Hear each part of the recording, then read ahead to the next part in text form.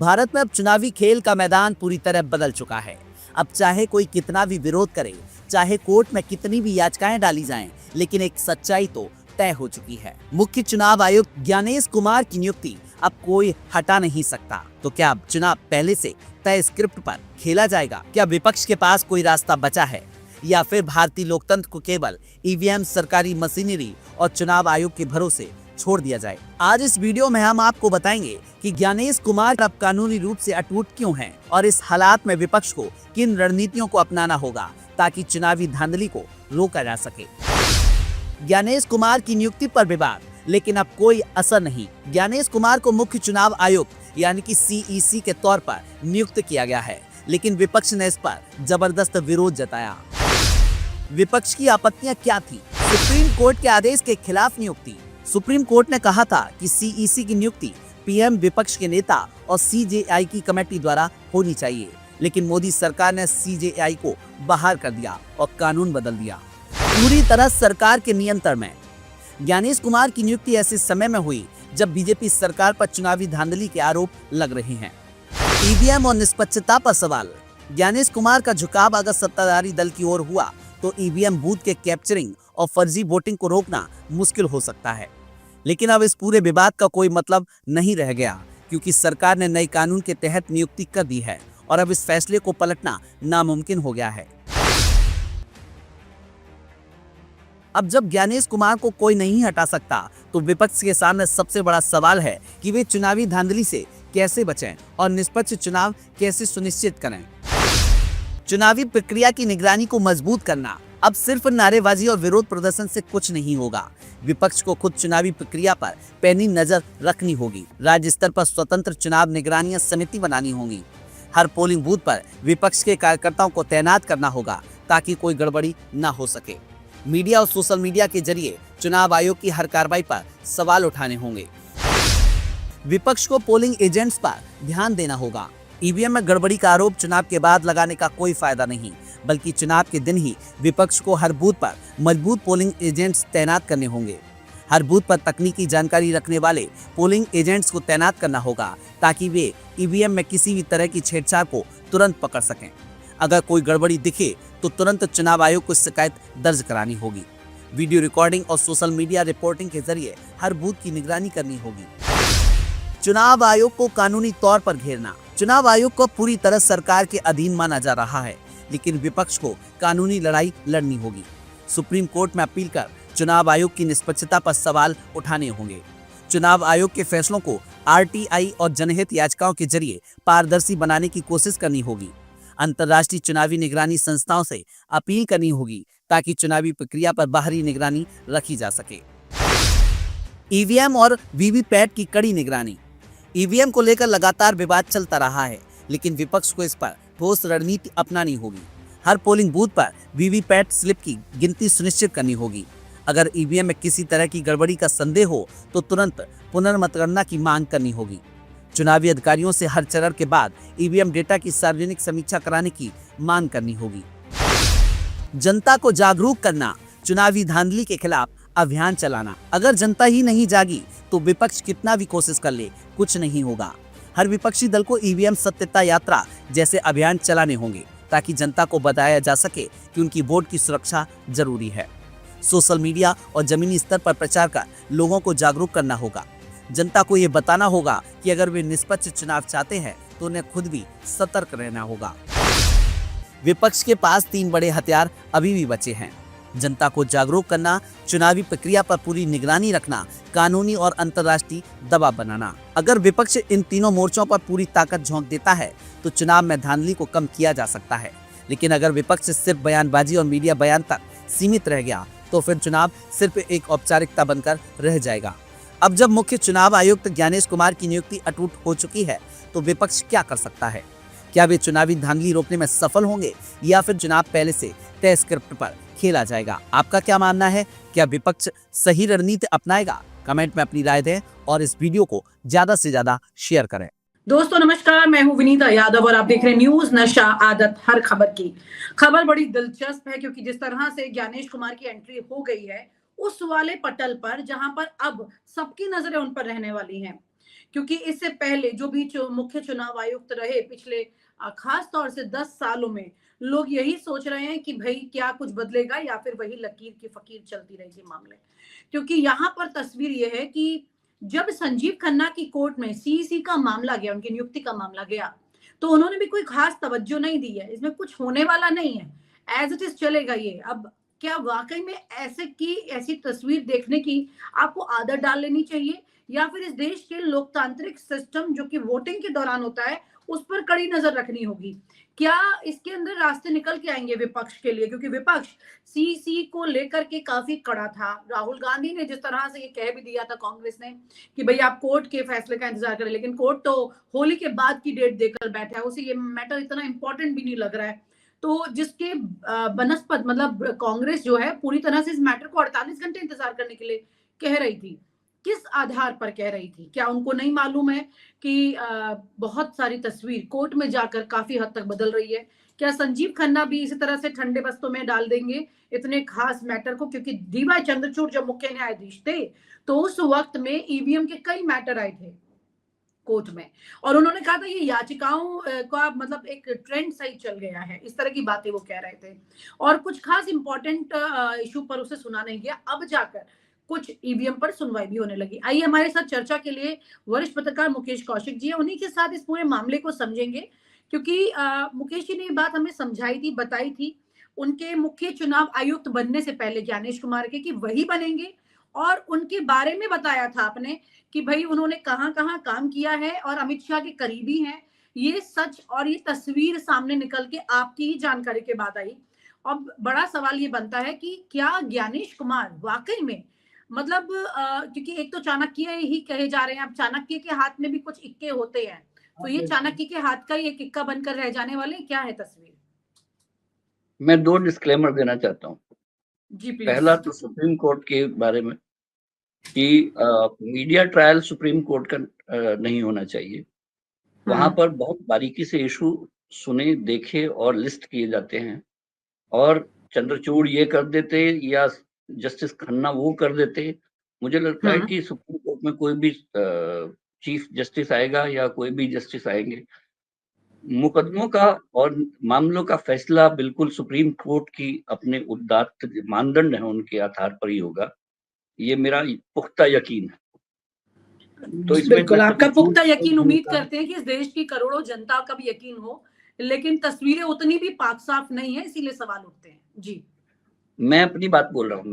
मेरा मानना जी यह है कि मेरा सुप्रीम कोर्ट में एक अगाध आस्था है, इस देश के संविधान में, उसके सुप्रीम कोर्ट में, उसके जजेस जी में।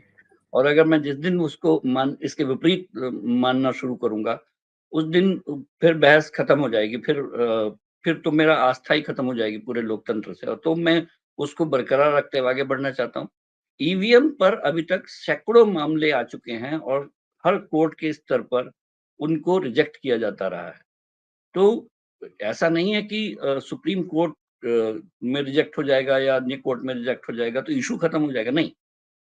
ये ये बिल्कुल एक पॉलिटिकल इशू है, और उसको पॉलिटिकली अगर पॉलिटिकल पार्टीज को फाइट करने की क्षमता नहीं बची है, वो उनके पास मंच नहीं बचे हैं, उनके पास संग्राम के जो क्षेत्र होते हैं, रण क्षेत्र होते हैं, वो असली वो है कि अगर आपको किसी संस्था के बारे में, किसी इशू के बारे में अपनी राय अगर कहीं नहीं चल पा रही है, तो एक आंदोलन का हथियार है आपके पास। आप उसको करिए और लोगों को समझाइए कि हाँ, ये कुछ हमारे साथ अन्याय हो रहा है, और अक्सर होता ही है। आपने अरब स्प्रिंग देखी ही होगी, जहाँ लोग पूरे तंत्र से असंतुष्ट थे और पूरे अरब में क्रांति हुई। क्रांतियों के लिए ही पॉलिटिकल पार्टी बनी है। अगर आपको वो नहीं करनी आती है तो आप दूसरों पर निर्भर रहिए और उनके फैसलों को मानिए। मेरा दूसरा डिस्क्लेमर ज्ञानेश जी के बारे में है, और जी मैं बहुत अनफिट पर्सन हूँ उनके बारे में बोलने के लिए, क्योंकि मैं उनको कम से कम अब आज की डेट में मैं 2004 से लेके आज 25 हो गया, मैं 21 साल से उनको जानता हूँ। तो मुझे उनके बारे में बहुत कुछ ऐसी जानकारियां हैं, मुझे अच्छी दोस्तियां हैं कि मैं बहुत अनफिट पर्सन हूँ उनके बारे में कोई भी क्रिटिकल समीक्षा करने के लिए। मैं उनको तब से जानता हूँ, वो जेएस शिपयार्ड हुआ करते थे डिफेंस मिनिस्ट्री में। और हम जी, लोगों ने जरूर, लेकिन इतनी- तब भी आप पत्रकार थे, आज भी आप पत्रकार हैं, इसलिए आपसे बेहतर हो भी नहीं सकता कोई। जी। मैं फिर भी एक नरम कोना एक आदमी के साथ 2 दशक तक जीते हुए जो हो सकता है वो तो क्या है। ज्ञानेश कुमार इस देश के मुख्य चुनाव आयुक्त के तौर पर अपना काम उस तरह से निर्वहन कर पाएंगे जिस तरह से जनता उम्मीद कर रही है, और सवालों में नहीं घिरेंगे क्या? प्रधानमंत्री ने, गृह मंत्री ने और प्रतिपक्ष के नेता ने अपने असहमति के नोट के जरिए ज्ञानेश जी को मुख्य निर्वाचन आयुक्त बनाया है। तो मैं कौन होता हूँ उनकी योग्यता पर सवाल उठाने वाला? वो अपनी योग्यता को डिफेंस मिनिस्ट्री के बाद मुकेश जी, बहुत होम सारे मिनिस्ट्री में पॉइंटर्स ऐसे रहे हैं पिछले कुछ वक्त में, पर्चियों मतलब वोट लिस्ट में बहुत सारे लोगों का बढ़ जाना, जो विपक्ष ने तमाम तरह की बातें बताई कि एक एक घर में कई कई 24-24 और 100 तक वोट बढ़ गए, और लोगों का नाम लिस्ट से गायब हो जाना, ईवीएम पर कई तरह के सवाल खड़े होना, फिर डाटा जो है जब 9 से जैसे हरियाणा चुनाव में हुआ 9 बजे से 11 बजे के बीच तक वेबसाइट पर कुछ अपलोड ही नहीं हुआ रिजल्ट, उसके बाद अचानक होता है, उससे पहले तस्वीर कुछ थी, अचानक बाद में कुछ और हो गई। इस तरह ये तमाम सरकारें जो हैं फिर वो सुप्रीम कोर्ट जा रही हैं, मतलब विपक्ष जो है अपने मामलों को लेकर तमाम तरह की चीजें ऐसी देखने में आई है। क्या आपको लगता है कि Gyanesh Kumar is enough intelligent to handle such situation? मैं विनीता मैं कहता हूँ कि Caesar's wife should be above suspicion. और इस केस में बहुत जरूरी है कि निर्वाचन आयोग अपने आचरण, व्यवहार, अपने कर्मों और अपने बयानों में इतना स्पष्ट रहे कि भारत के लोगों को देश के चुनाव पर आस्था कभी न उठने पाए। क्योंकि 140 करोड़ लोग किसी सरकार को चुनते हैं, वो राज्यों के स्तर पर हो, पंचायत हो या केंद्र का हो। जिस दिन भारत के लोगों का आस्था इससे दरक गई, तब वो बहुत खतरनाक होगा। और वो मेरे लिए, आपके लिए खतरनाक नहीं होगा, वो इन्हीं सत्ताधारियों के लिए खतरनाक होगा जो भारत के लोगों के सेंटिमेंट के आधार पर, उनके जनमत के आधार पर सत्ता में आते हैं। इस इस पूरी न्याय प्रक्रिया, इस पूरी निर्वाचन प्रक्रिया की और आपको निष्पक्षता लग रहा है कि ये प्रक्रिया बिल्कुल सही है, इंटैक्ट चल रही है, अभी सवालों तक के डर की घेरे, नहीं है, अभी तक डर की नहीं है? सवाल इतने सारे खड़े हो रहे हैं कि सस्पिशन पैदा होने लगे हैं। निर्वाचन आयोग का कहना है कि हम पर सवाल मत उठाया करो, नहीं तो इससे आप हम पर संदेह पैदा होता है। और दूसरे लोग जो सवाल उठाते हैं क्या कहते हैं, आप संदेहास्पद है इसलिए हम सवाल उठा रहे हैं। क्या ज्ञानेश जी ऐसे को भी शायरी पसंद है? नहीं, मुझे नहीं लगता। वो बहुत स्ट्रेट फॉरवर्ड ब्यूरोक्रेट हैं।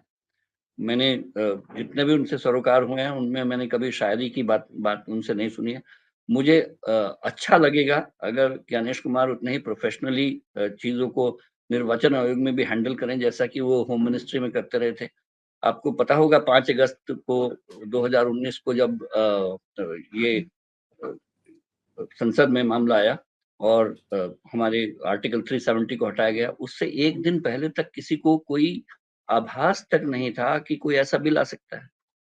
और इस पूरे इशू को as a special secretary Kashmir Gyanesh Kumar handle कर रहे थे। और उससे पहले भी मेरी उनसे मुलाकात हुई, लेकिन दोस्तों तक के बीच में उन्होंने ये बीच में आने नहीं दिया था कि वो क्या कर रहे हैं।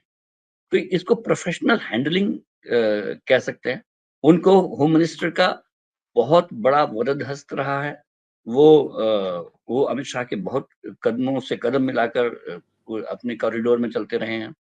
जब अमित शाह सहकारिता सचिव बने तो उनके भी सेक्रेटरी वही थे।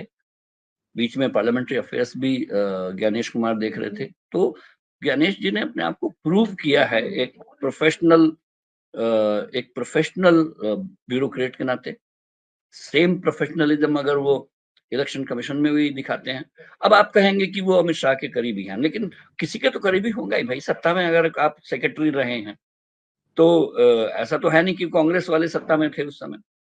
इंसिनुएशन पर मैं नहीं जा रहा हूं, लेकिन वो एक बहुत 100% वफादार ब्यूरोक्रेट के रूप में काम करते रहे। और कोई किस्से आप बता सकते हैं उनके जिसमें उन्होंने अपने बॉसेस के साथ हेड टू हेड लिया हो और किसी अच्छे नियम और कायदे का फेवर किया हो, क्योंकि आप 21 साल से उन्हें जानते हैं। राम जन्मभूमि न्यास जो निर्माण की भूमिका रही है, इस सरकार की सबसे बड़ा कदम वही था और ज्ञानेश कुमार का नाम उससे जुड़ा रहा है। इससे आगे आप क्या जा सकते हैं? हम दूसरे भी जो विवेक जोशी नए मुख्य निर्वाचन आयुक्त बने हैं, वो कभी महापंजीयक रजिस्ट्रार थे जो जनगणना का इशू देखता है। जनगणना वाले इशू में आपको मैं बता दूं कि पिछले 2020 से अभी तक, जब से कोरोना काल के डेटा है वो अभी तक सामने नहीं आया। मैं कई बार इसका जिक्र करता रहा हूँ कि सरकारों पर क्यों जोर नहीं करना चाहिए। बहुत लंबी अवधि तक वो डेटा अभी तक सामने नहीं है, उनके बाद भी नए बन चुके हैं, वो अभी भी ठंडे बस्ते में है। विवेक जोशी वहां पर उसको संभालते रहे थे और उन डेटा को बहुत अच्छे से संरक्षित करके उन्होंने रखा। वो भी एक तरह से क्या रिलीज किया उन्होंने उसे?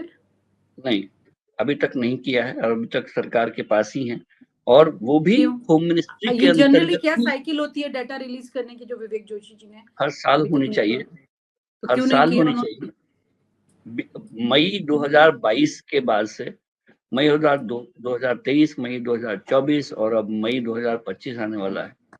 ये लगातार लैग है। जो civil registration system, medically certified death के आंकड़े, ठीक जब कोरोना की पहली लहर आई थी उससे पहले तक के हैं, उसके बाद एक भी डेटा सामने नहीं आया है। उसको विवेक जोशी ने प्रिजाइड ओवर किया एज ए जनगणना पंजीयक, महापंजीयक, और उन सबको अपने पास रखा।